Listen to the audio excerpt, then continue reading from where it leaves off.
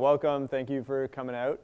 My name is Mina Mikhail. I am the CTO and lead instructor at Bitmaker Labs. We're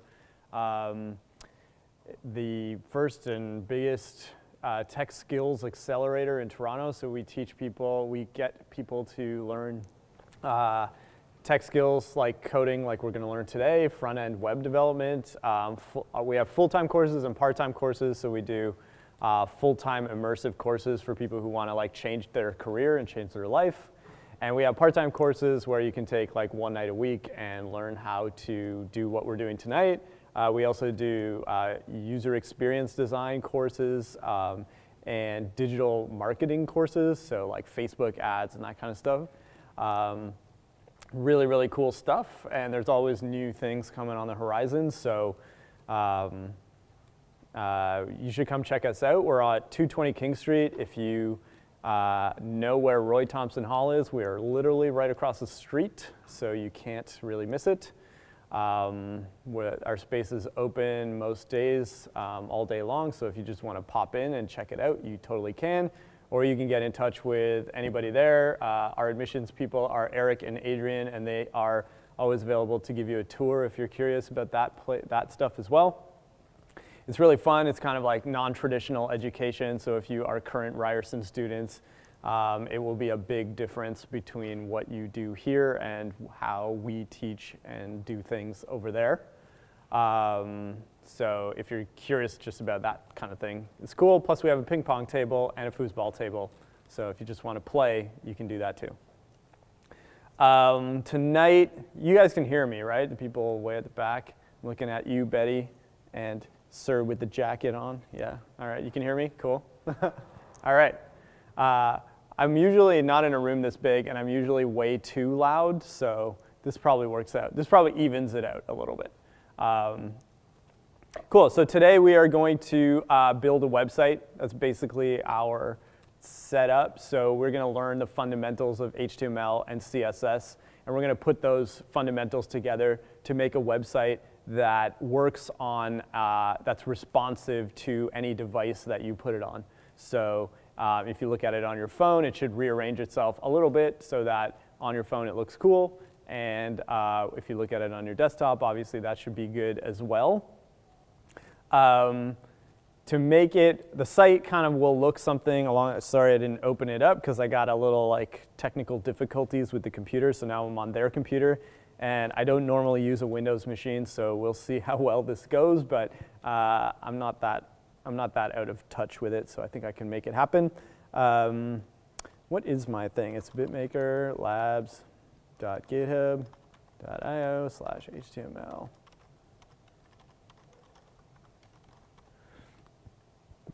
So this is kind of like a rough idea. We're making a blog post kind of thing where it has a large feature image, a title. I'm a big Back to the Future fan, so a lot of my things are Back to the Future related. So that's what this is. You'll have like the title and the author, and we'll customize the fonts and the line heights and all that stuff, have different subheadings and all of that stuff. So in the end, we should be building something similar to this, which if you were to kind of resize the browser, which I don't know how to do here, but it should kind of flip to always fit on the browser. And we can even make it so that it's even better than this, where the text actually resizes and all that kind of stuff so that it fits properly on a mobile device. Who here has any experience doing this kind of stuff? HTML, CSS, that kind of jazz? Oh, okay. Almost nobody. All right. Cool. So we're in for an adventure then. Right on. So that's awesome. So to get going, before we even do any of this stuff, I've got a bunch of slides. But before we get into the slides, I don't normally even do slides, but for these kinds of things, it works out really well. Before we get into the slides, there's a little bit of setup that we need to do. I know that Betty went around and tried to like help you guys get set up. You guys got an email that gave some minor instructions on how to get set up. So I'm using a program called Sublime Text as my text editor. If you don't have Sublime Text on your computer, that's totally cool. If you're on the Ryerson network, you can download it by going to Sublime. Oh shoot, I can Oops. Ultimately, we'll zoom that in. Let me make a new file, and I'll type these things in. So you can go to sublimetext.com. I think it's /3 like this. If you go there, you can find the program. There's a big button to download it. And you can install it really quickly on your computer. And this is a text editor that we use to write code. It'll just make your life a little easier. It'll help highlight the code that's working, and if it's not highlighted properly, might point out things that aren't working for you, so it helps you along that way. It does a bunch of other cool stuff when you're writing code, so it's really useful. If you don't want to do this, or you don't have Sublime Text and you don't have access to the internet or whatever, it doesn't really matter. You can actually write code in any program that is text only. So if you're on Windows, you can use Notepad. And if you're on, what is the Mac version of that actually? I don't know. Text Edit, but Text Edit has some WYSIWYG stuff. Anyways, Text Edit will probably work as well. What you don't want to use is like Microsoft Word. That would be a bad choice for writing code. We don't want anything that has like formatting options. We just want straight up text, and that's it.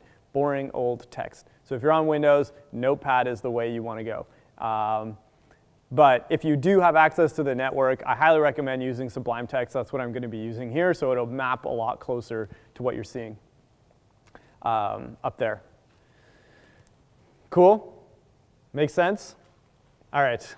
So is anybody here struggling with that? Like Betty is here. Betty is the one in the sweatshirt that says dopest on it, because she is the dopest. And if you got problems, just put your hand up and she'll come around and help you out. So is there anybody here who doesn't have that, who plans to code along and doesn't have a clue how to set up their text editor? Cool. So next up is I have a baseline project for us to start off with, so we don't need to like make everything from scratch. So I think in the email it may have mentioned this as well, but if it didn't, that's totally cool.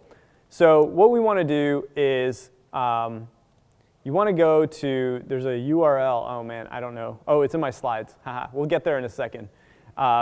And what you're going to do is you're going to go to this URL. I'm going to flash it up there. And you're going to go there, and you need to download the files. Again, if you don't have access to the network, it's not the end of the world.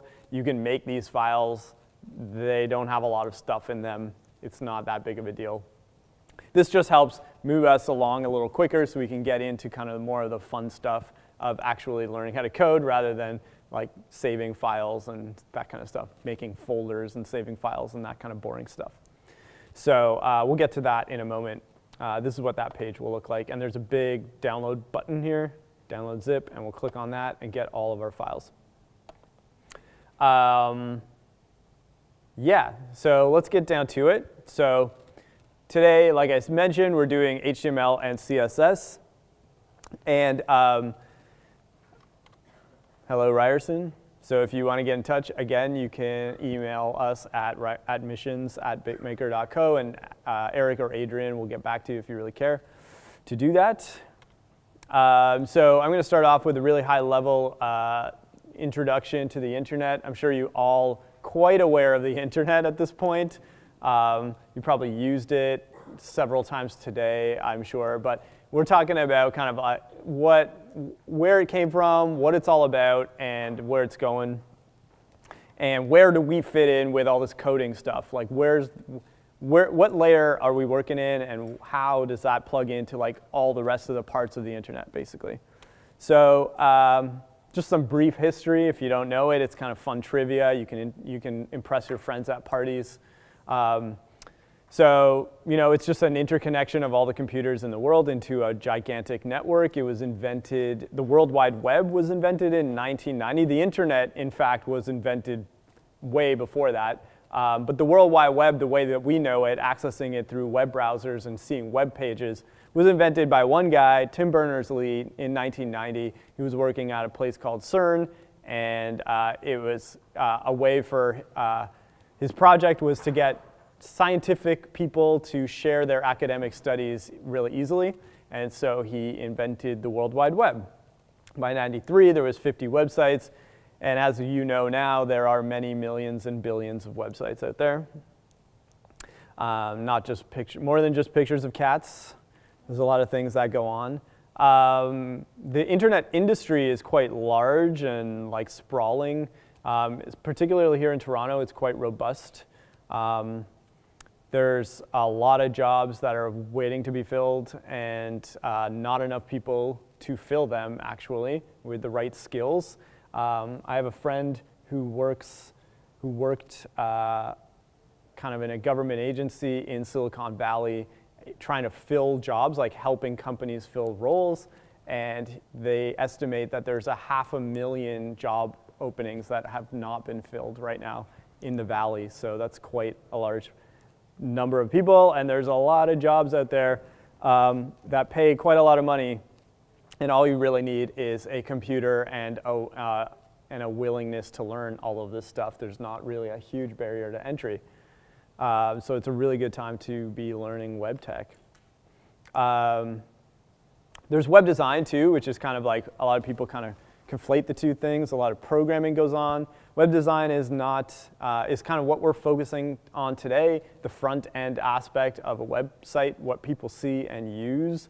And there used to be a lot of separation between the people who design the websites and the people who actually built all the code that runs the website, but that's kind of shrinking and shrinking. So now it's kind of really imperative that most people know how to do both if you're working on the web, which is a really, really powerful thing to learn. So it's a good, challenging thing. It's also creative. If you like to be creative and know technology at the same time, this is a really, really fun way to do it. There's a lot of cool challenges, like trying to make your website work on all kinds of devices. So you can with the right set of tools, that subset of what we're learning today, basically build a website that morphs itself from looking correct on your iPhone 4 all the way up to like a 1080p or a 4K monitor, right? And it would just like morph itself so that you see the right data depending on which device it's on. So that's kind of a neat thing that we're going to touch on briefly near the end of this workshop. So this is my super high level introduction to how the internet works, how the World Wide Web works. Basically, it's super simplified. So what you're looking at, what we're focusing on today is the green block, the client side. That's what we call it. The clients are your web browser, a mobile app, anything that the end user is going to interact with. That's the client side. So that's what we're doing today. HTML and CSS is always operating on the client side. And the way that your web browser essentially works is anytime you type in a URL into your browser bar or you click a link somewhere, what's going on is that the browser is sending a request through the tubes of the internet to a particular server out there. And it's asking that server, it's sending a request, so it's asking that server for something or for it to do something for that client. And the web server is sitting out there.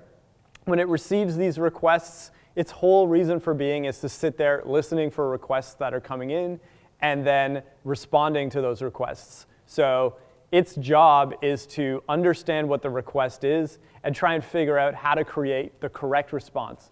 So normally what you're doing is you're going to like tmz.com and you're like, show me all the latest stuff that's going on TMZ, and that's the request, and the server is out there being like, oh yeah, I know exactly what you want. You want to know what's up with Kanye this week. I'm sending that back to you, right? So that's basically the whole point of the web server. And usually behind a web server, there's going to be a database that stores all of this information. So the web server and your web application sits in front of the database layer and communicates with it directly.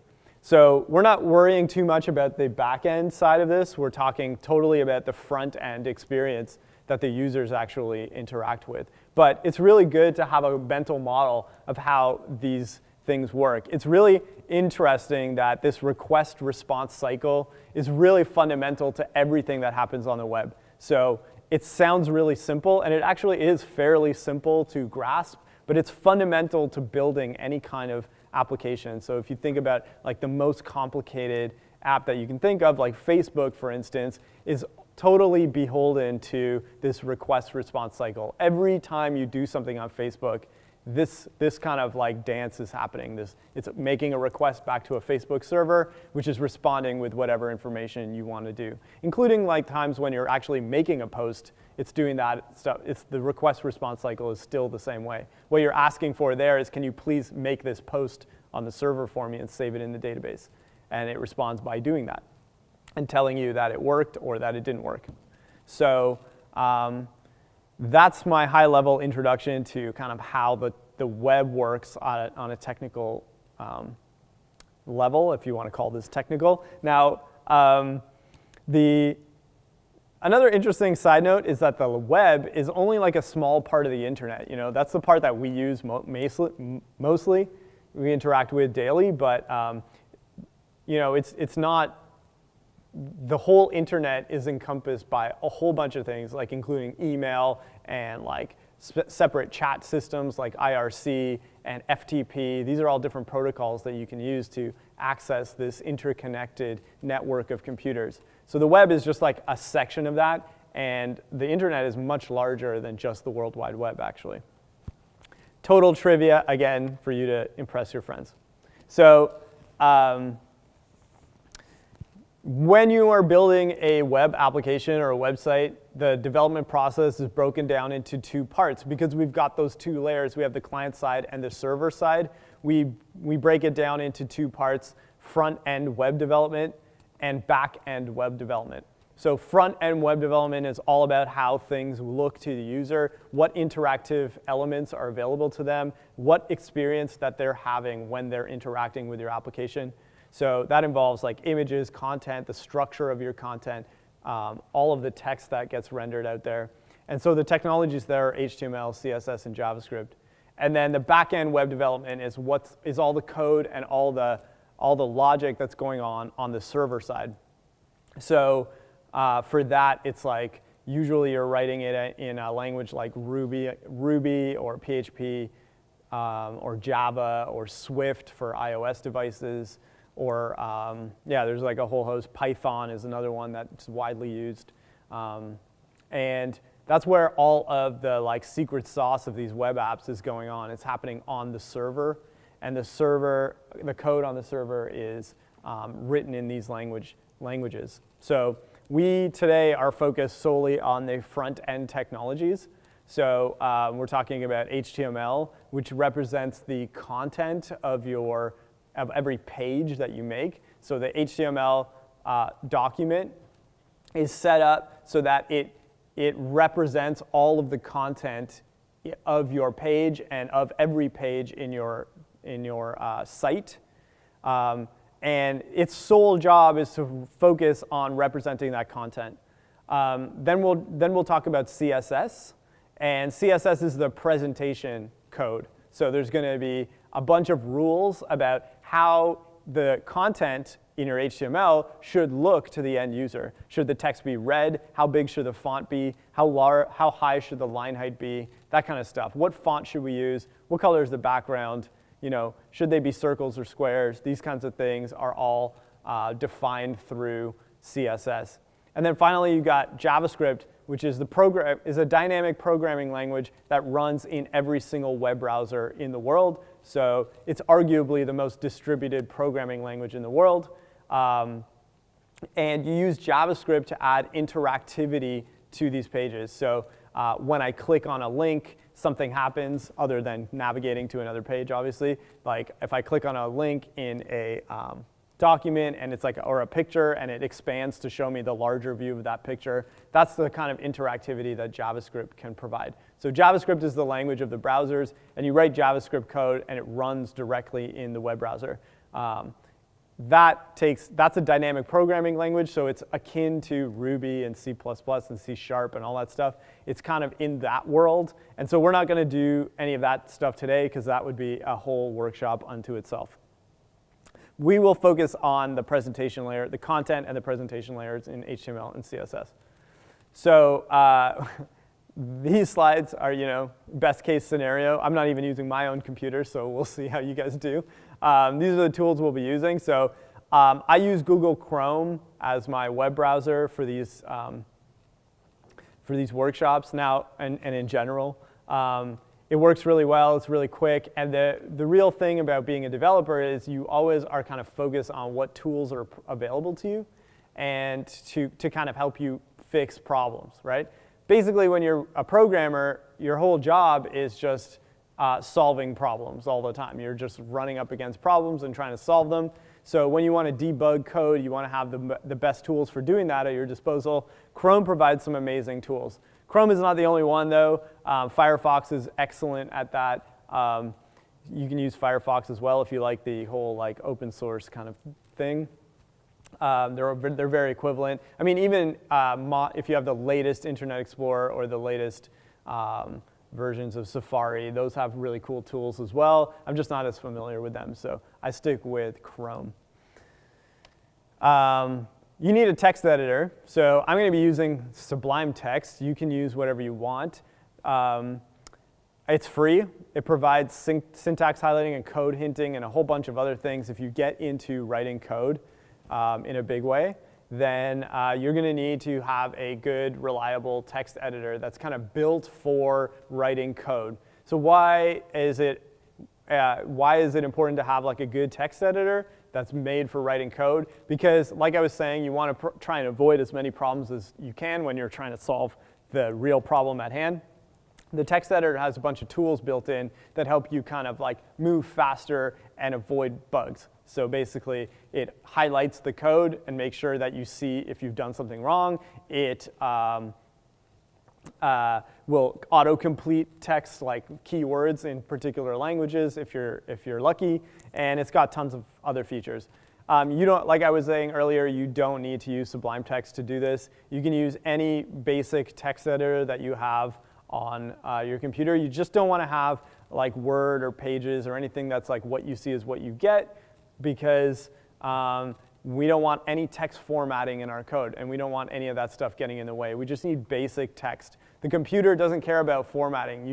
There's no level at which bolding something in your code is going to help the computer understand it better.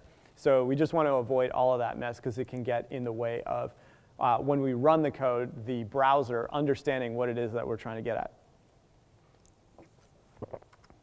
So our goal for today is that by the end of the workshop is to build a simple, responsive website. Responsive just means that it's going to respond to the device that it's connected to or that it's being loaded on. So if you load it on a phone, it should look cool there. If you load it on a desktop, it should look cool there as well. So there's particular techniques that you can use to actually make sure that that's true. And there's some tools built into Chrome that will allow us to verify that that's working the way we want it to as well. So let's get started. So I've got this slide here. There's that crazy URL up there. If you're following along, you're going to want to go visit that URL. It's going to take you to a page that has a big download button on it. You're going to want to download that file and unzip it. So you can save it to your desktop or somewhere to unzip that, to extract all of the stuff in there. There's a folder in there with a bunch of files, a couple of folders and a file. And this is just to get you going quickly so you don't have to spend time making these files for yourself. It's just a little speed up thing. But if you don't have access to the web, then you can type them out. Or, I mean, we have a USB key here. If Betty, you want to do something with that, you could. I don't know. It's maybe a bit too late for that at this point. So the last thing that we want to do is we just want to open that folder in Sublime Text. That would be our last step here. So I'll give you a minute or two. Is anybody actually doing this right now and needs a moment to get it going? Do we want to pause? Or, yeah. All right, I'll give you a couple seconds to do that. I know it's not the easiest URL to type in, so yeah, I'll give you a minute to do that. So our big goal moving forward after this is going to be understanding the basic structure of an HTML document. What is HTML? How does it work? Why are we using it? And then how is an HTML document structured? What is the syntax of a typical HTML tag?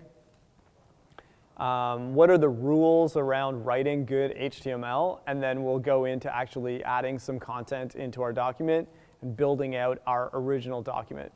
As I mentioned before, the HTML is content only. So the whole point of the HTML file is to provide semantic meaning for your content.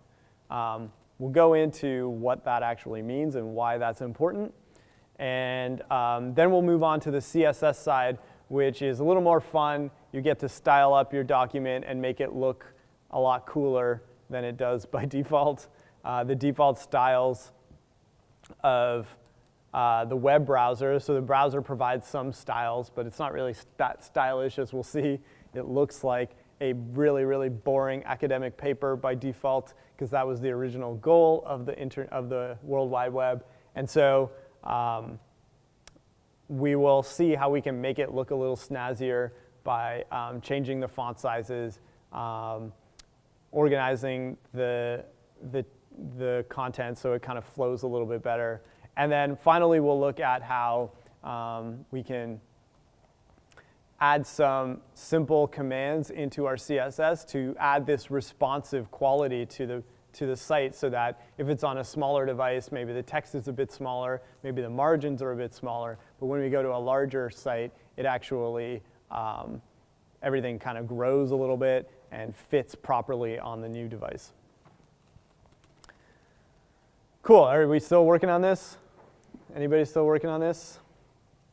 Cool, let's move ahead. All right.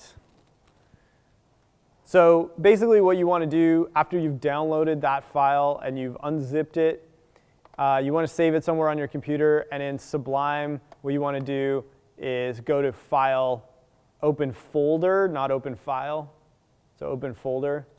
And you want to go find that folder. So for me, it's right here. And just click on the folder and say Select Folder. And what will end up happening is it'll open up in a scenario that looks like this. So on the sidebar, you'll see the folders and files that are in this project. Cool. So that's how you want to do it. You want to go, or you can just drag and drop. That works both on Windows and on Mac as well. Cool. So once you got that set up, we can get into HTML5. Don't they have such cool logos? Don't you feel like you want to know what this is all about at this point? All right. So hypertext markup language, that's what it stands for, by the way, hypertext markup language. Hypertext also sounds like a pretty cool word.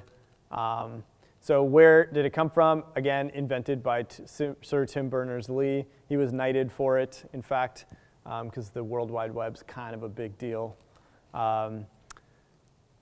in 1990, because he wanted to share academic papers in digital format. I often mention this, I always mention this, because it's a good thing to keep in the back of your mind when you see what the document looks like without any styles applied. You guys are all potentially university students here, or have been at some point, and you probably have had to write some kind of academic paper in your life, and there's a certain strict formatting to those things that people tend to adhere to, and that's kind of what the outline of your HTML document tends to look like when you don't have any styles on it. So that's what we'll see, but that's the origin of it. So you can think of HTML as a language used to describe the content and structure of our documents. So we refer to every HTML page that we're going to make as a document, and the point of HTML is to describe the content as well as the structure of that content. So the main point of HTML is to describe the content. Okay, this is kind of a weird concept, but the whole point of that is basically this. You can write a huge essay or a big long website about whatever you want, but if you want to, really you want two things. You want that thing to be presentable, readable by the end user, and you want that thing to be accessible by anyone who wants to go read that thing, right? They're kind of the same goal, actually. So what we're doing with HTML is we are describing what the types of content are, just the same way. You can think of it this way. If you use Microsoft Word or Google Docs, whatever, and you are writing an essay or a paper or something like that, if you use, you know how there's that little thing at the top that has like the styles drop down, header 1, header 2, paragraph, and all that stuff? That is a way of describing the content of your document. And HTML is just a code way of doing the exact same thing. We're trying to describe what parts of our document are paragraphs, which parts are headers, which parts are lists, which parts are tables. Without that description, the browser won't know how to render this stuff. It won't make any sense to anyone. Beyond that, it'll be very difficult for us to actually style these things and make them look like the way that we want them to. So having this language to describe this content is really, really important to get it rendering to our end user the way that we expect it to. Next thing about that is it makes it accessible. So what does that actually mean? Well, the web is not just for those of us who have like perfect vision and like great mobility and all that stuff, right? We want to make it so that anybody can access the internet, because we all get better as we use the internet, as we have access to the internet. And so the description of your content actually makes it easier for accessibility tools to actually understand how to read, for instance, a screen reader, to read this content out to somebody who is visually impaired, let's say. So if you describe the content properly, it actually can be interpreted different ways versus just visually. So you can write other programs that will understand the document and interpret it different ways, like the screen reader turns it into like speech. But there's a whole bunch of different ways that you can actually interpret that. And if the document is marked up properly, the content is properly described, we can actually use the content different ways. One of the most common things that I'm talking about, screen readers is one of them, but actually one of the most common reasons why you want to mark up your document really well is you want people to find it on the internet. And without marking up your document properly, Google will not be able to understand what is on your page. They use the HTML on your page to kind of understand what is important about every website on the internet. And that's how they do their thing. And so proper markup actually describes to them what pieces of information on a page are important. So if I set something as a header, it's probably more important than the contents of the paragraph that follows. And so that's how Google kind of understands what the documents are, using algorithms rather than humans who read every single web page on the internet, although that would be a pretty awesome job. It probably doesn't exist, though. So let's get down to business. Let's look at the syntax of a typical HTML tag. So this is an HTML tag that represents a paragraph. Okay? We're going to pick this thing apart and understand what every little piece of this thing does before we get down to actually writing the code. So we start off with the opening tag. Okay? It always starts with that thing in between the angle brackets is the tag name. So this thing represents a paragraph. Everything in HTML, and in fact, a lot of coding involves abbreviations, particularly web-based coding. HTML was invented, as we saw, in 1990. You know, to send each one of these characters represents 1 byte that's sent across the network. So if I can reduce the number of bytes that get sent across the network, things are faster. In 1990, to send just that P character across the internet probably took like a minute. So I want to keep the number of bytes in my document really, really low, right? So everything's kind of an abbreviation. It makes it easier to code it, makes it faster to transmit it. Everything's cool. So our HTML tag always starts with the tag name, which is P in this case, meaning paragraph. And each one of the tags always is surrounded by those angle brackets, the greater than and less than symbols. That's how we represent a tag in HTML markup. So that's the opening tag. We also have a closing tag. So most, but not every single HTML element has a closing tag. So closing tags look like that bit on the right-hand side. They always start with a / followed by the tag name. So that's how you identify that this tag, this closing tag closes the corresponding opening tag. If you leave that / off, you're just making a new opening tag for a new element, which is kind of inception, right? You're just like opening more and more tags. So don't forget that /. It's really, really important to denote the ending of your tags. Now, in between the two tags is where the content goes. The content appears, so this is text content that goes in between the opening and closing tag. And the content, this is the content that's going to appear on the page. So when you mark up your content with these tags, the tags are not printed to the page. They're just interpreted by the browser, so that's how you describe your content using the tags. But the content that shows up on the page is what is in between the opening and closing tag. So like I mentioned earlier, not every HTML element has a closing tag. So this is a really good example of one. This is an image tag. If I want to put a picture of a cute kitten on my website, I need the image tag to save me here. And so the problem here is that the picture of the cute kitten is like a JPEG somewhere, right? It's in a file. It's a binary file, too. It's like a bunch of ones and zeros. I don't want to type that junk into my HTML file. It's already saved in another file. So in this case, with the image tag, I use what's called an attribute to point at the picture. Because the content of this tag is not text, this tag doesn't have a closing tag. There's no closing tag for an image tag. It's what's also referred to as a self-closing tag. Because I'm never going to put text in between an opening image tag and a closing image tag, I'm not going to have a closing image tag. In fact, it's wrong to have a / image tag somewhere in your document. So we don't need an opening and closing tag here.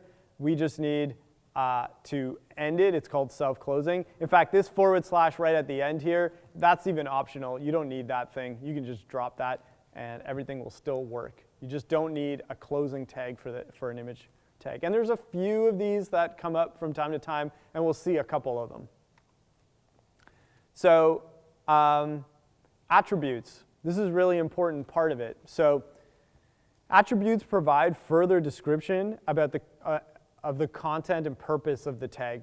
So what we're looking at here, this A tag is actually it's referred to as an anchor tag, and it's a link. So it's like the fundamental thing of the World Wide Web. One document links to another. A stands for anchor, and the A tag represents a link. Now a link isn't really a link unless it links to somewhere else on the internet, right? Otherwise, it's just some text that doesn't do anything. So this tag requires an attribute of href, which stands for HTTP reference. And that's just a fancy way of saying a link to another website. So it's going to point at the URL of another website. When you click on the link, it will go to that website. And we use these attributes to do that. The attributes always have this format. It's a key and value pair. That's what we call this. You're going to hear about this key and value pair if you get into programming on a regular. So the key here is the name of the attribute, and then we put an equal sign after it, and the value is the thing that comes after it. And the value in this case is always in double quotes. And we don't put spaces around this equal sign here. We just write it exactly like this. So whatever your attribute name is, followed by an equal sign, followed by a value that's in double quotes. And so it's always in that format. And different elements in your document will have different attributes. Some of them have required attributes. Some of them have optional attributes. And you don't always have to have them. But they always go in the opening tag, never in the closing tag. That's the other thing that's important to note here. So Certain attributes may only have use for specific tags. So we're looking back at the two examples that we just saw, which both have attributes, different attributes applied to them. And in this case, we use that href, which is quite specific to a link, where I'm linking to a URL somewhere else on the web or on my local server even. That's what that href attribute does. And so that only has real meaning to links and other link type elements in HTML. Whereas this one, this source thing, src, is pretty specific to the image tag. And it says, this, go find this file, because this is the real content of this tag. Okay, so these are pretty specific, and they are kind of required attributes. If I put an image tag without one of these source attributes, then I'm not going to see an image, which defeats the purpose, right? What's the point of having that image tag if I don't have the picture of the cute kitten? So finally, HTML is a hierarchical structure. So the content of an HTML element can also be more HTML. We build up our document by nesting HTML inside of nesting tags inside of other tags. So we build up a hierarchy or a really cool outline for our document by nesting some tags inside of other tags. And these things are kind of represented by a tree where there's like a root at the there's a root, and then it branches out from that root. And we'll see the structure of that in a second. And so the nomenclature here is that the outer tag is called the parent, and the inner tags are called the children. Or sometimes you hear about the ancestors and the descendants. That's also another way of talking about it. We're always talking about parents and children when we're talking about HTML. It comes up a lot, and there's a lot of kind of amusing metaphors that go along with that. But basically, whenever we're talking about nested tags, we're always going to be talking about parent and child tags. And so when you're building an HTML document, there's like a minimum required setup for every HTML document. And it looks like this. So every document that you're going to build is going to have this structure to it. You're going to have that weird doc type thing at the very top. And that is an indication to the browser or to the client, whatever device you're using to render that thing, that this is indeed an HTML document. And not only that, it's HTML5 document, meaning it's the current standard of HTML. So if you see the doc type that looks like this, it's always going to say it's the current standard of the HTML specification. Outside of that, so once you've set that up and you've indicated to the browser, like, hey, I'm using HTML5, then outside of that, you've got the HTML tags. And this actually is the root of your document. It's the top level tag of your entire document. Everything in your HTML document is going to be nested inside of this parent, this root tag, HTML. It wraps your entire document. From there, the HTML tag only has two children. It only ever has two children. It has a head section and a body section, and that is all. So let's look at that. So the head section, you can think of it as the brain of the document. So whatever you put in the head section is not going to show up on the page. So your end user is not going to see the contents of the head section. The point of that head section is to put instructions to the client, to the browser, for instance, about how to render the document or what the contents of the document are. So a couple of examples of this are, we want to set a title for every document that we have. So when Google comes and crawls our page, it knows how to represent that document in the search results. So that's where the title would go. It's not showing on the page. You can represent your title any way you want on the page. But this is going to be the title of your document. Another thing that goes in the head section is, you know when you go on Facebook and you make a post, say you're making a post on Facebook or Twitter, and you paste in a link, and it shows you that preview of like whatever it is that's at that link, right? How does it figure that out? Well, you put a bunch of content in the head section of your document saying like, oh, when Facebook comes and checks out this page, this is the image it should show, this is the text it should show, and so it goes and reads all of that stuff that's in the head section and represents your page that way. And so that's the kind of stuff that you put in the head section. Another way to think about it is like when you write an email, you've got, you get the to field and the BCC and the subject, and all of that stuff is just information, like extra information that helps the email get to where it's going, right? It's not the content of the email. That you can think of as the head section. That stuff is not the content. That's just getting the email to where it needs to go and providing some extra information about it. And then the body section is where all of the content is actually going to go. So when you write your email, you write it in that big box. And that's really what the person who is receiving the email cares about. They don't care about all that other stuff. The email already got to them. They just want to read the email. So they're looking at the content area. And so that's what goes into this body section of the HTML document. All the content that's going to be rendered on the page that your user is going to see, that's where all of the stuff is going to go. So all of the work that we're going to do today is going to go into that body section. Well, almost all of it. Whoa. So yeah. So we're going to write all of our elements, like content that's wrapped in tags, inside of the content, inside of the body section, and that's all going to show up and appear to the end user. So these are some of the common element types in HTML. There's a whole bunch of them. Like there's a large set, but it's not so big that you could never know them all. That's kind of interesting.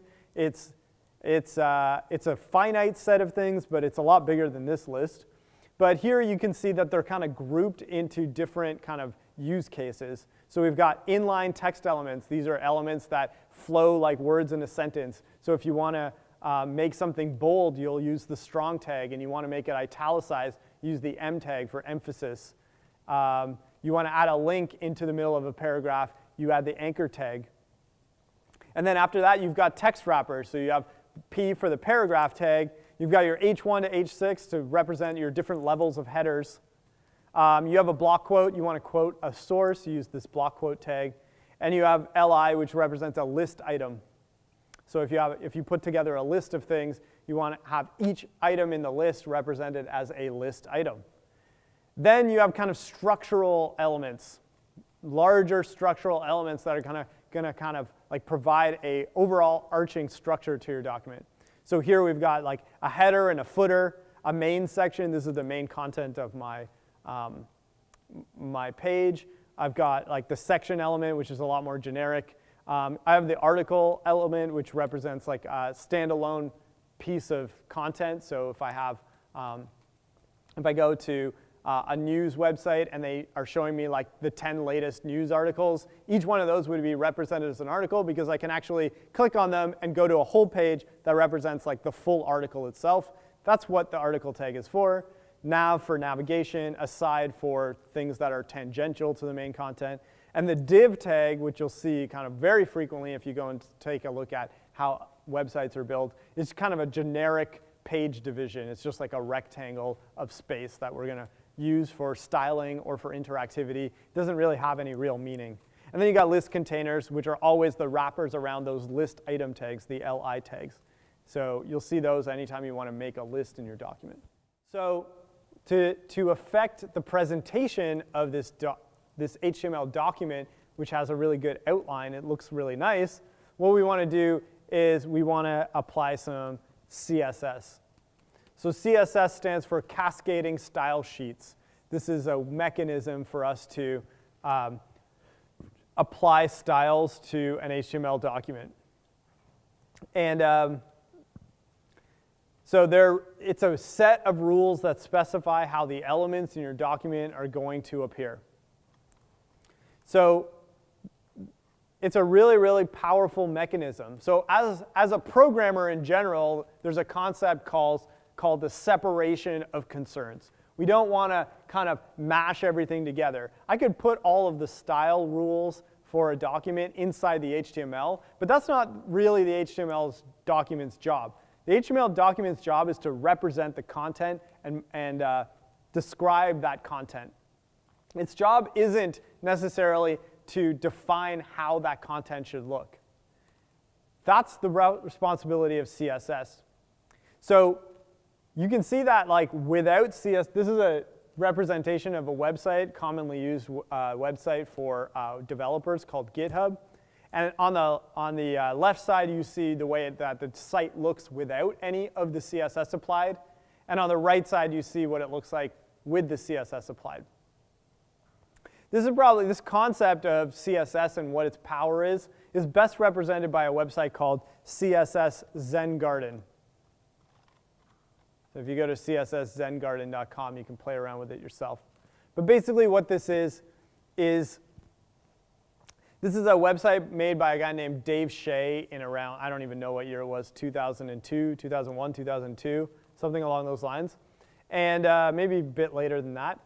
And basically that was around the time when CSS2 came out and it was like a big deal. But prior to that, everybody put all of their styles for their HTML inside of the HTML document.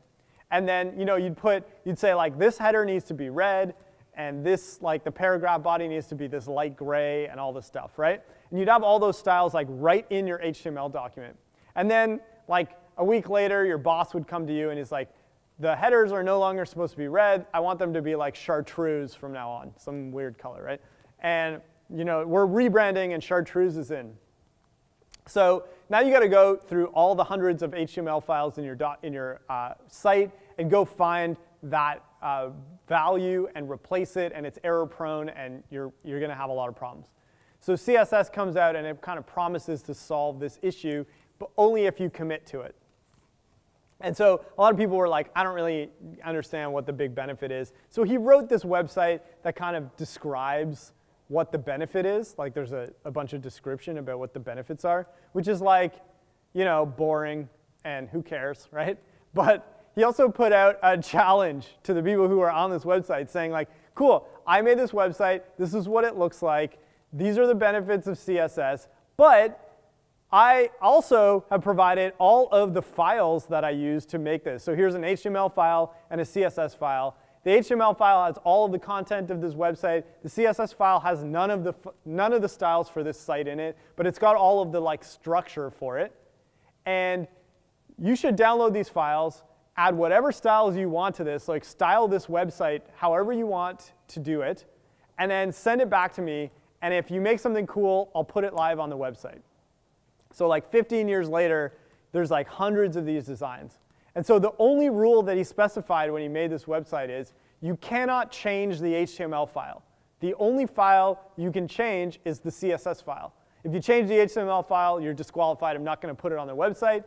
You can only change that CSS file. You can only change the styles on this website. You can't change the markup or the content. And this is a really brilliant idea for demonstrating the power of CSS. So just by changing the CSS files on this site, you will now see like the true power. So what he did was he got all these designs and he actually put them up here. So this exact same website with none of the HTML file changed is also this site. This is the exact same website with a different HTML file being applied. Here's the same website with a different HTML or CSS file being applied to it. Same content, same markup, everything.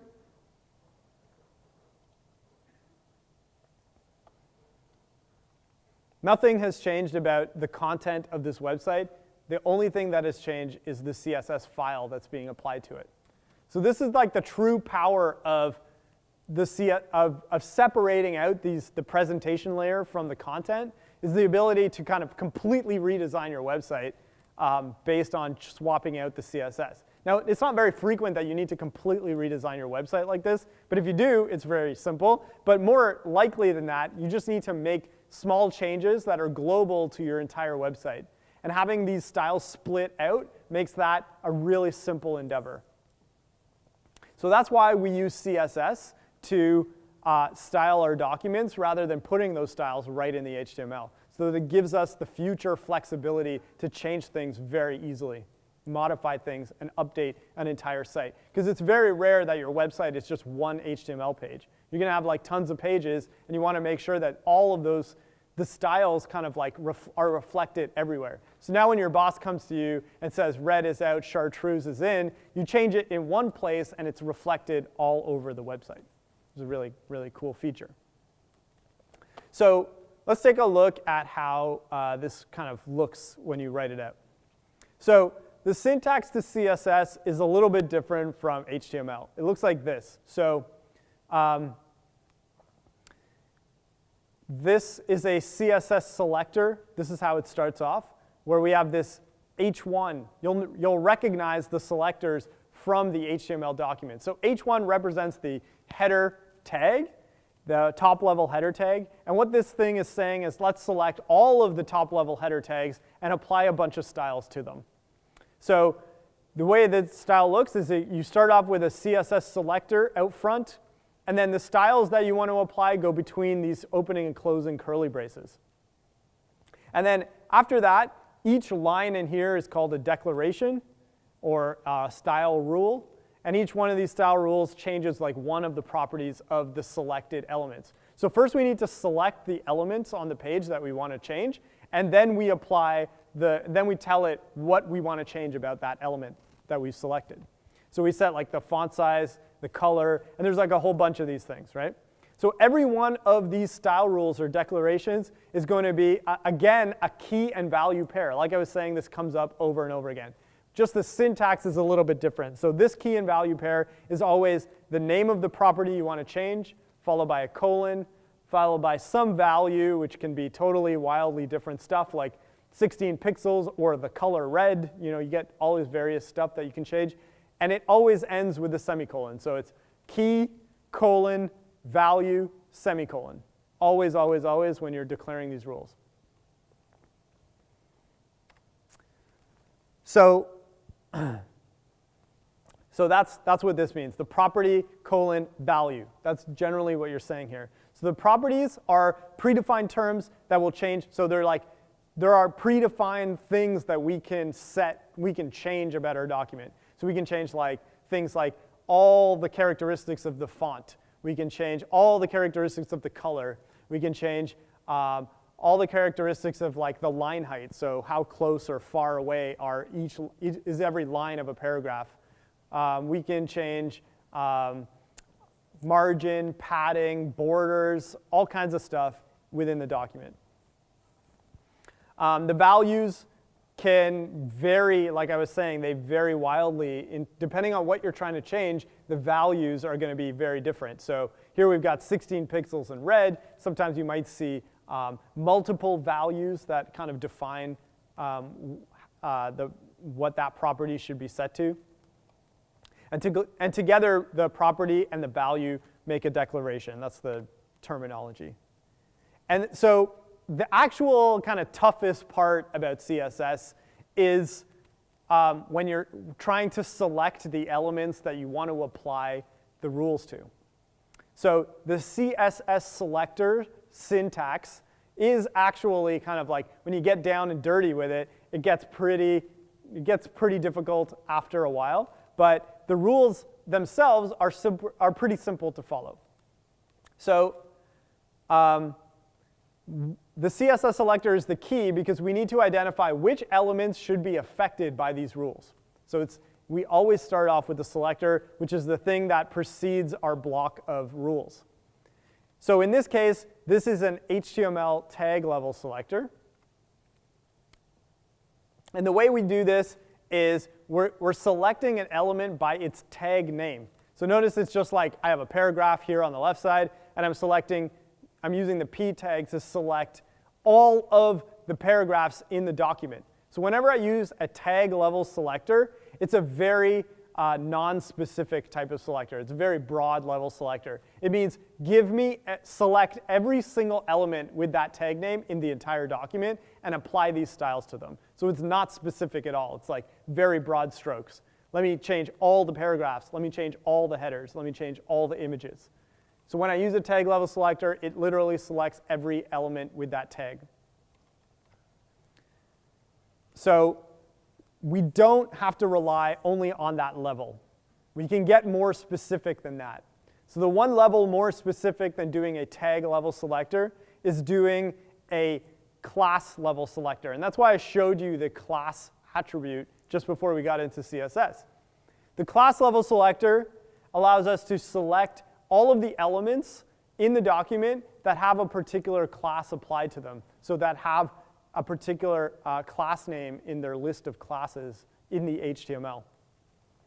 So this adds a lot of flexibility for us, right? Because the key thing here is that when I select by tag, I'm constrained to all only paragraphs, right? All just paragraphs, just headers, just images. But when I use a class level selector, I can actually apply the class to any element in the document that I want, which groups them all together, and now I can apply the styles to elements of different types across my entire document. So the class level selector gives us the flexibility to vary the type of element that's getting these styles applied. So if I want my headers and my links and my list items to all be bolded, then I can actually group them all together in a class called bold, and then select that class using the class name and apply styles to all the elements that have that class applied to them.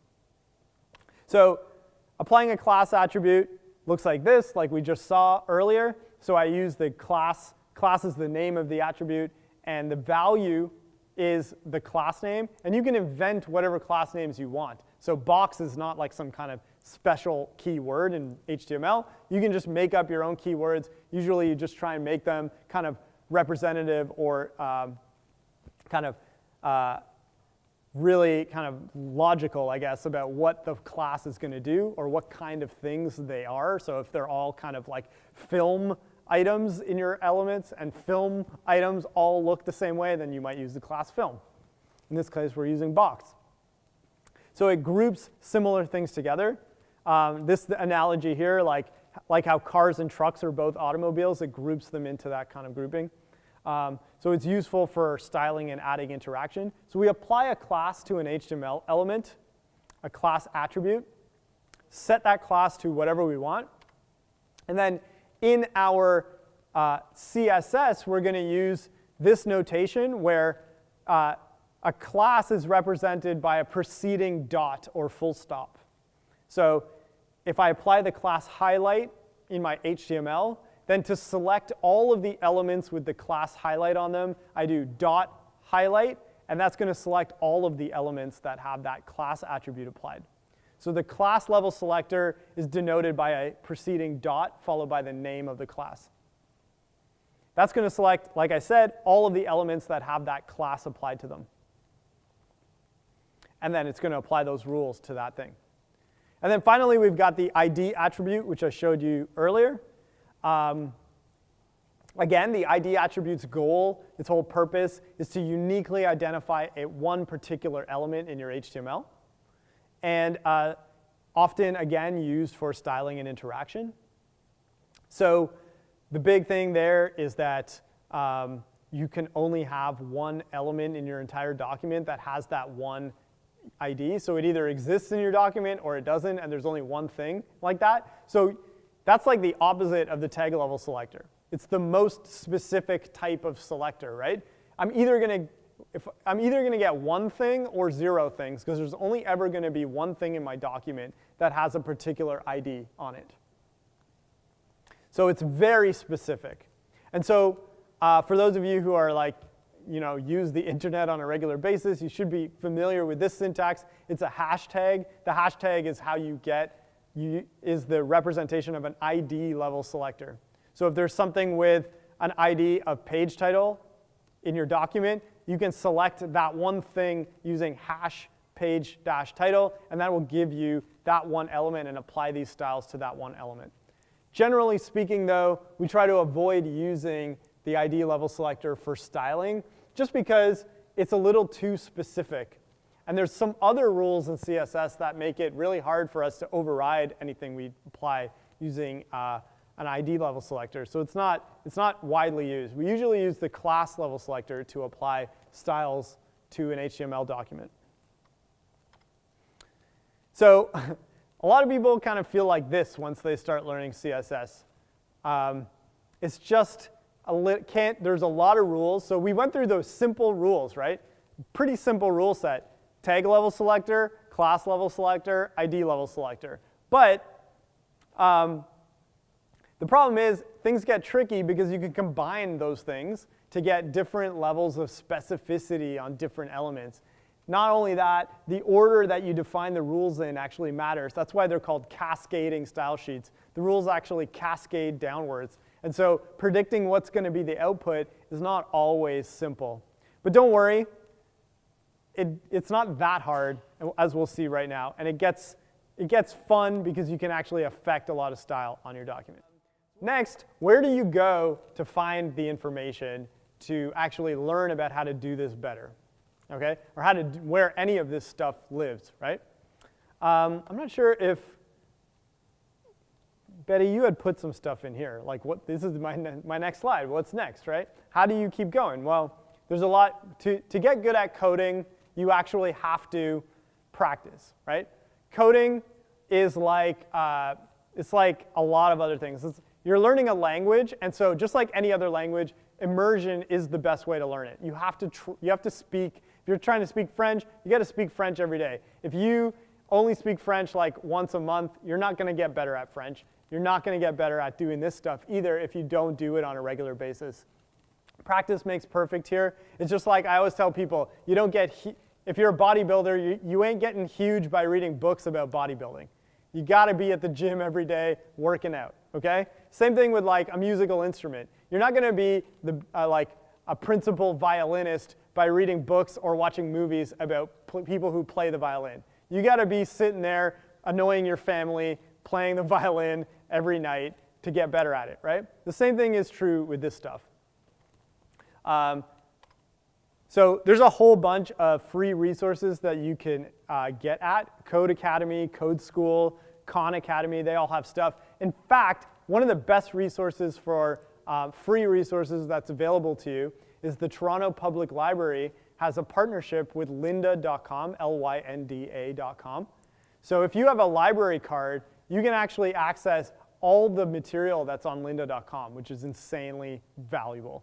All you got to do is get a free library card. You go to lynda.com, you log in, and now you have access to every single tutorial they have on there, from like learning how to use Photoshop and Illustrator to building out like SharePoint sites to anything related to coding. A lot of stuff is on there. For this stuff that we learned specifically today, there's a couple of really, really good resources. One of them is a website by a really great web developer. His name is Shay Howe. You go to learn.shayhowe.com, SHAYHOWE.com. And he has this really great website called Learn to Code HTML and CSS.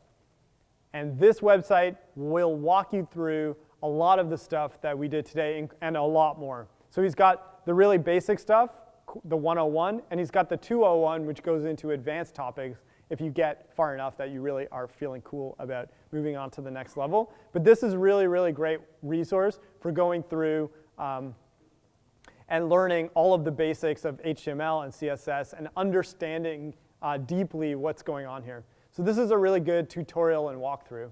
When it comes to the actual, like, what are the property names and what are all these rules in CSS and what are all the tags that are available in HTML, the best resource available, the canonical resource, in fact, for all things HTML, CSS, and JavaScript is the Mozilla Developer Network, or otherwise known as MDN. Often when you Google things that have to do with HTML,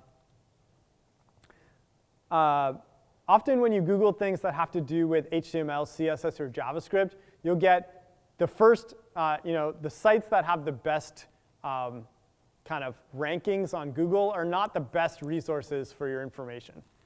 You'll see things like W3 Schools and other stuff like that. Those sites are fine, but they're full of ads, they're really slow, and the information is kind of hard to see. The cool thing about MDN is it's an open source project by Mozilla to be the reference for everything that has to do with HTML, CSS and JavaScript. They also have some amazing tutorials on here as well. So you go on this site, and you can learn about HTML, CSS, and JavaScript. So you just click through if you want to learn about CSS. This is not the page I was expecting it to go to. It's probably this one. Yes. So you go to CSS here, and you can see they have the reference. Then they have step-by-step tutorials.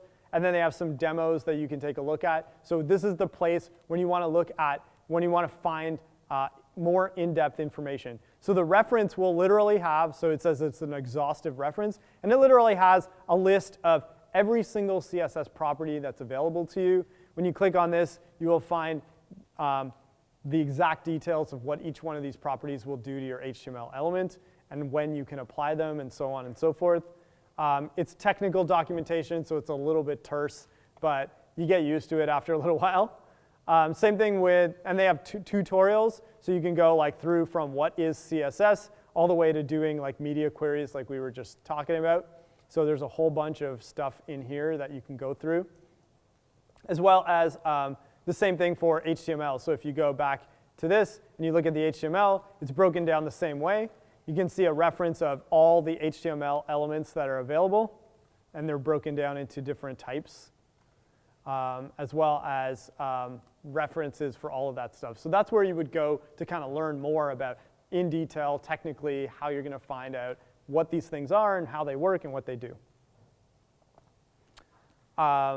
Is that cool? That answers the question, hopefully. Yeah, so those are some really good resources alongside of these guys right here. These guys will allow you, like they have an online kind of staging area where you can try things out and like write out some HTML, and it'll tell you if you got it right or wrong, and try some CSS. It'll let you know if you got it right or wrong. So those are really cool resources as well. If you want to move on beyond this level, once you're comfortable with these two, then you can move on to learning JavaScript, which is a real programming language. So far we were doing markup and CSS. Those are kind of, that's coding, but it's not really programming. There's nothing dynamic happening. There's no like sequence of execution.